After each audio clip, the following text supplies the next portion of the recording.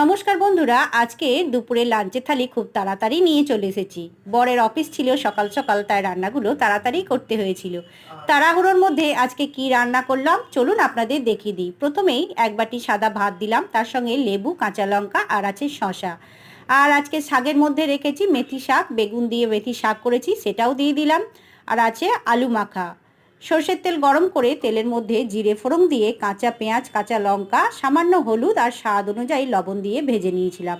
তারপরে আলুটা হাত দিয়ে চটকে সেনে নিয়ে ওই ভাজার মধ্যে, পেঁয়াজ ভাজার মধ্যে দিয়ে কড়াইয়ে নেড়ে চেড়ে নামিয়ে নিয়েছি। তারপরে হাত দিয়ে ভালো করে মেখে নিয়েছি। আর আছে গোল গোল করে করলা ভাজা, আর আছে বাঁধাকপি, মটরশুঁটি, আলু দিয়ে একটা তরকারি, আর ডিমের কারি, পাতলা করে ডিমের ঝোল করেছিলাম। আজকে দুপুরে লাঞ্চের থালিতে এই মেনুগুলোই রাখলাম বন্ধুরা। ভালো লাগলে ভিডিও শেষে লাইক করতে ভুলবেন না, আর নতুন বন্ধুরা কিন্তু অবশ্যই সাবস্ক্রাইব করবেন। ভিডিওগুলো দেখার জন্য অসংখ্য